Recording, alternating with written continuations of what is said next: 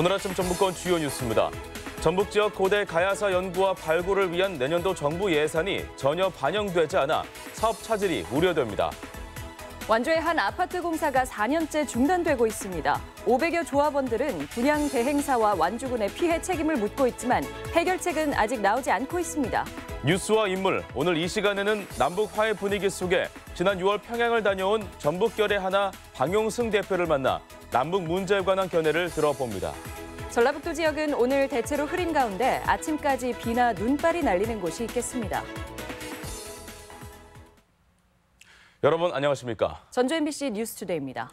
동서화합의 의미를 지닌 가야사 연구는 현 정부에서도 강한 추진 의지를 드러낸 사업입니다. 하지만 아직 걸음마 단계인 전북가야 연구와 발굴 사업은 내년 예산이 거의 반영되지 않아 우려가 큽니다. 강동엽 기자입니다. 장수 삼복리 고분군입니다. 왕릉급 무덤 130여 기가 있는데 발굴 조사가 이뤄진 곳은 6기에 불과합니다.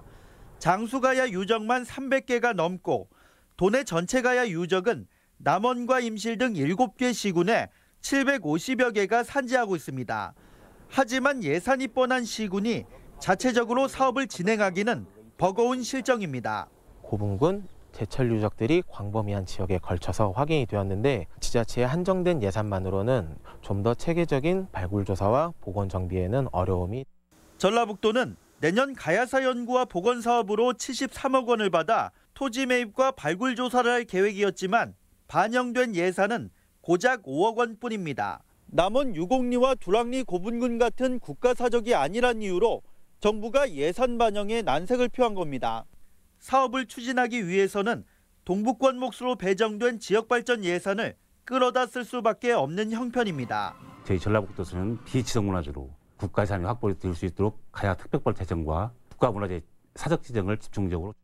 1500여 년 만에 긴잠에서 깨어난 전북가야가 정부의 의지 부족으로 제대로 빛을 보지 못하는 것은 아닌지 우려의 목소리가 커지고 있습니다. MBC 뉴스 강동엽입니다. 도내 보육시설 가운데 국공립 비율이 전국 평균치를 크게 밑돌고 있습니다. 보건복지부에 따르면 도내 어린이집과 놀이방을 포함한 국공립 보육시설 가운데 국공립 비율은 3.9%로 전국 평균 6.3%에 비해 현저하게 낮습니다. 국공립 보육시설은 대부분 수도권에 밀집돼 있어 상대적으로 농어촌 지역은 국공립 보육시설 혜택에서 소외되고 있는 것으로 분석됐습니다. 도내 대학이 오늘까지 수시 모집 충원을 계속할 예정인 가운데 수시 등록률이 예년에 비해 올라간 것으로 집계됐습니다. 전북대와 전주대, 군산대, 원광대 등은 지난 20일부터 수시 모집 충원에 나섰으며 각 대학은 오늘 오전 10시 또는 밤 9시까지는 마무리한다고 밝혔습니다. 전북대의 경우 2차 충원까지 500여 명이 등록하지 않았는데 오늘 최종 충원을 마치면 미등록 인원은 지난해 531명보다 줄어들 것으로 보입니다. 완주의 한 아파트 공사가 벌써 4년째 멈춰 있습니다. 입주민들은 30층짜리 고층 아파트라는 말에 덜컥 조합원이 됐지만 입금했던 돈은 모두 사라지고 입주 시기도 기약도 없습니다. 허현우 기자입니다. 완주 봉동의 한 아파트 건설 부지입니다. 당초 계획대로라면 800세대 규모의 30층 아파트가 이미 완공됐어야 하지만 펜스 안에는 갈대만 무성합니다. 분양이 시작된 지 4년이 지난 지금도 터파기 공사조차 제대로 진행되지 않고 있습니다. 조합원들은 답답함을 털어놓습니다. 아파트도 저렴하고 모든 여건이 좋아가지고 계약을 하게 됐습니다. 대출 원금이자도 계속 내고 있는 상황이고 그래서 좀 가족들이 많이 힘들어하고 있습니다. 540여 명의 조합원은 개인당 수천만 원씩 130억 원을 입금했지만 현재 분양대행사 통장에 남은 돈은 1억 8천만 원 남짓. 땅값으로 쓴 돈 60억 원을 빼면 나머지는 모두 사라졌는데 그나마 남은 땅도 수십억 대출의 담보로 묶여 있습니다. 상황이 이런데도 이전 분양대행사 측은 연락조차 되질 않고 있습니다. 조합원들은 건설 부지가 자연 녹지여서 30층 아파트는 원래부터 지을 수 없는 땅이었다고 말합니다. 처음에 분양을 받을 때는 30층 초고층 아파트라고 모델하우스와 완주 시내에 전 플랜카드가 붙어져 있었습니다. 지금 15층까지 되면 저희가 여기서 재산상 손해가 너무 크게 나요. 완주군은 이 같은 사실을 알면서도 주택조합을 승인해줬습니다.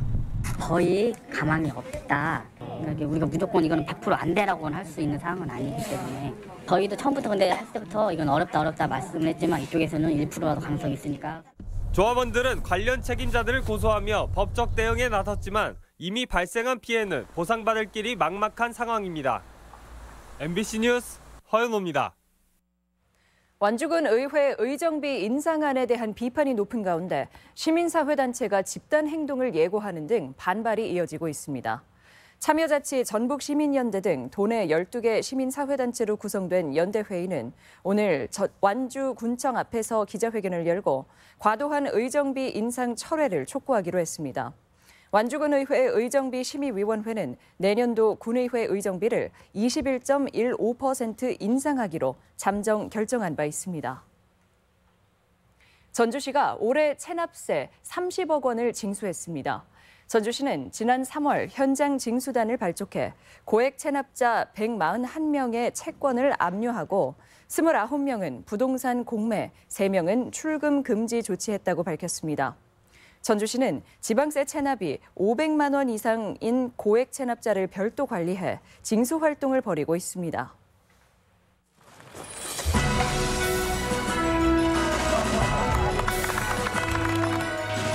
김정은 위원장과 나는 완전한 백화를 통해 핵 없는 한반도를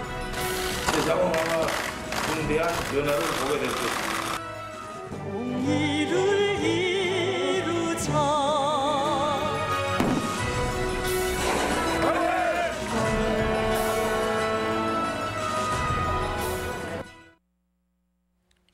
올 한 해 지역의 이슈를 정리하고 관련 인물을 만나는 시간입니다. 앞서 보셨듯이 남북은 11년 만에 이뤄진 정상회담으로 남북교류의 물꼬가 트이고 평화와 번영으로 갈 수 있는 절호의 기회를 맞이했습니다.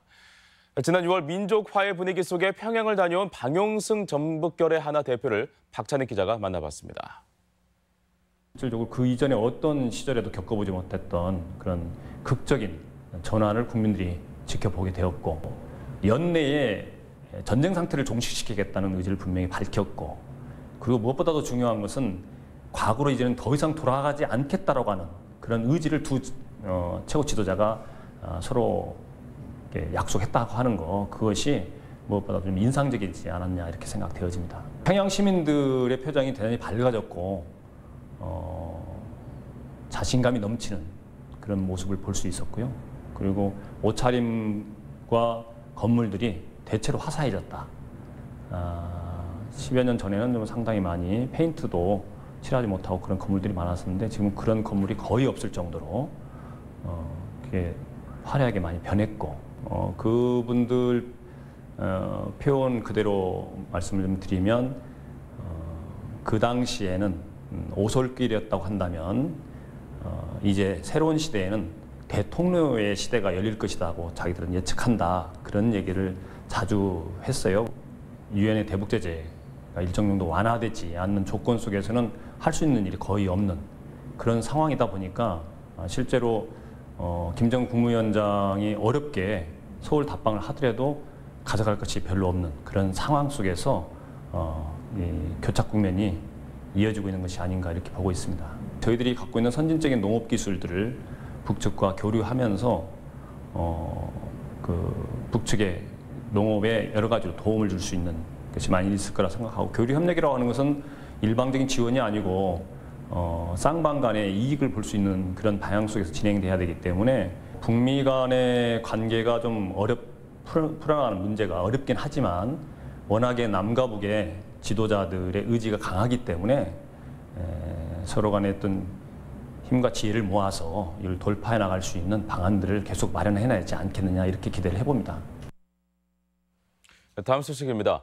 전주시가 관광객 유치 인센티브로 올해 3천만 원을 지급했습니다. 전주시는 전국 38개 여행사를 통해 4,300여 명의 단체 관광객을 유치했으며 이는 지난해보다 3배 늘어난 수치라고 밝혔습니다. 이들이 전주에서 쓴 비용은 숙박과 음식, 입장료 등 총 7억 원으로 추산됩니다. 사과와 배 수확량 감소로 가격 인상이 예상됩니다. 통계청의 생산량 조사에 따르면 봄철 이상 기온 등의 영향으로 올해 국내 사과 생산량은 47만 5천 톤에 그쳐 지난해 비해 12.8% 감소했고 배는 20만 3천 톤으로 23.6% 줄었습니다. 도내 생산량 역시 각각 30%가량 감소한 가운데 사과는 이미 평년 대비 19%나 가격이 올랐고 배도 9% 상승해 설 차례상 비용도 증가할 것으로 보입니다. 고령화로 치매 인구가 늘면서 현대인에게는 암보다 치매 걱정이 더 큰데요. 남원시는 지역 내 모든 치매 환자에게 월 3만 원 이내에서 치료비를 지원합니다. 지역 소식 이창익 기자입니다. 급격한 고령화로 치매 인구가 늘자 정부는 지난 7월부터 치매 국가 책임제를 시행했습니다. 치매 국가 책임제 시행으로 각 지자체별로 치매 예방 관련 사업도 속도를 내고 있습니다. 남원시는 보건소 안에 치매 안심센터를 열고 치매 상담과 함께 순회 예방 교육을 강화하고 있으며 지난 13일부터는 월 3만 원 안에서 치매 치료비도 지원하기 시작했습니다. 남원은 65세 이상 인구가 전체 26%로 이미 초고령 사회에 진입했으며 치매 환자와 가족에 대한 지원이 시급한 실정입니다.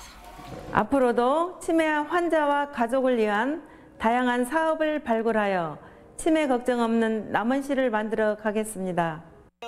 겨울철 흥미로운 시골 체험이 무주군 적상면 초리넝쿨 마을에서 이루어지고 있습니다. 꽁꽁놀이 축제는 올해로 2번째로 개최되며 내년 2월 10일까지 썰매 타기와 밤 구워 먹기, 맨손 송어 잡기 등 추억의 놀이를 즐길 수 있습니다. 꽁꽁놀이 축제는 농림부와 농어촌공사가 12월 농촌 체험마을 여행지로 추천했습니다. 지난 마이산 소원빛 축제가 마이산에서 소원을 빌면 뭐든 되지라는 주제로 1월 1일까지 마이돈 테마파크 일원에서 펼쳐집니다. 22일 개막한 축제에서는 소원 등 달기는 물론 겨울놀이 이벤트로 이글루 만들기와 썰매 타기가 진행되며 돼지해를 맞아 매일 2명에게 황금돼지와 은수저 세트도 제공됩니다. 정읍 부전동과 순창 쌍치 가운리를 연결하는 국도 21호선 구간이 신설돼 오늘 오후 4시 차량 통행이 시작됩니다. 내장산을 관통하는 2km의 개운치 터널과 교량 5개 수동 국도 7.4km가 신설되면서 운행 시간이 기존 22분에서 7분으로 줄어 순창에서 내장산으로 이동이 편리해질 전망입니다. MBC 뉴스 이창익입니다. 도내 관광지에서 무료 와이파이를 이용할 수 있게 됐습니다. 전라북도는 관광공사 SK텔레콤과 함께 7억 6천만 원을 들여 전주 예술테마거리와 장수 방화동 가족휴양촌 등 방문객이 많은 관광지 39곳에 공공 와이파이를 구축했습니다. 통신사 관계없이 코리아 프리 와이파이를 선택하면 와이파이를 사용할 수 있으며 도는 내년에도 시내버스 800대 등 도민들의 이용이 많은 곳에 공공 와이파이를 확대할 계획입니다. 군산 지역 상가와 공공장소를 활용한 동네 문화카페 강좌가 운영됩니다. 군산시는 다음 달 동네 문화카페에서 진행할 문화예술 프로그램 550개 강좌를 모집하고 내년 2월부터 10주간 운영에 들어갑니다. 동네 문화카페는 시민 5명 이상이 모여 희망 강사와 강좌, 장소를 정해 신청하면 운영비 일부를 지원받게 됩니다. 새해부터 달라지는 제도와 정책이 책자로 마련됐습니다. 전라북도는 도민들이 이해하기 쉽도록 생활에 유용한 제도를 정리한 2019년부터 이렇게 달라집니다라는 책자를 발간하고 도와 각 시군 민원실에 비치했습니다. 주요 내용은 신혼부부가 첫 구입하는 주택은 취득세를 절반만 내면 되고 폭염과 한파도 자연재난에 포함돼 피해 보상을 받을 수 있게 됐습니다. 다음은 희망 2019 나눔 캠페인을 저희 전주 MBC에 맡겨주신 분들 소개해드립니다. 완주군 삼례읍 태평마을 주민들이 25만 원 보내주셨습니다. 남원시 송동면 원촌마을 주민 8만 원, 김제시 죽산면 죽산 1마을 주민 20만 원, 김제시 죽산면 죽산 3마을 주민들이 25만 원 보내주셨습니다. 김제시 황산면 101마을 주민 22만 원, 김제시 황산면 신옥마을 주민 28만 6천 원, 상목마을 주민 25만 4천 원, 농원마을 주민들이 18만 4천 원 보내주셨습니다. 김제시 요촌동 두일골드 주민 20만 5천 원, 김제시 요촌동 용성마을 주민 55만 원, 고창군 성송면 삼태마을 주민 15만 3천 원, 고창면 성송면 낙양마을 주민들이 12만 6천 원 보내주셨습니다. 고창군 성송면 암치마을 주민들이 22만 3천 원, 남창마을 주민 16만 원, 양사마을 주민 18만 3천 원, 송암마을 주민들이 7만 8천 원 보내주셨습니다. 성금을 보내주신 분들께 감사드립니다. 다음은 우리 지역 행사와 문화 소식 전해드립니다.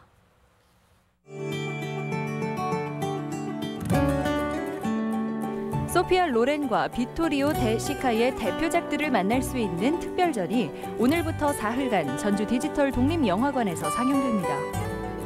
전주 시립교향악단의 송년음악회가 오늘 한국소리문화의 전당에 서 있습니다. 부안예술회관이 오늘 남미음악 전문 공연단 가우사이의 안데스 음악 공연을 선보입니다. 정극인의 상춘곡이 오늘 정읍사예술회관에서 소리극 부르헌 몽유록 공연으로 펼쳐집니다. 극단 작은 소리와 동작이 30일까지 익산 소극장 아르케에서 안녕 우리들의 아지트를 무대에 올립니다. 완주군 의원의 의정비 결정에 대한 주민 의견을 수렴하는 공청회가 오늘 완주군청 문예회관에서 있습니다. 부안군립도서관은 문화가 있는 날을 맞아 오늘 차와 만나 행복해지는 날 프로그램을 운영합니다. 전주 전통술박물관은 오늘 전통주 미각체험 등 문화가 있는 날 프로그램을 마련했습니다. 국립전주박물관이 오늘까지 자원봉사자를 모집합니다. 대한노인회 전주시 지회는 오늘 강당에서 2018년 동분회 평가 시상식과 송년회를 갖습니다.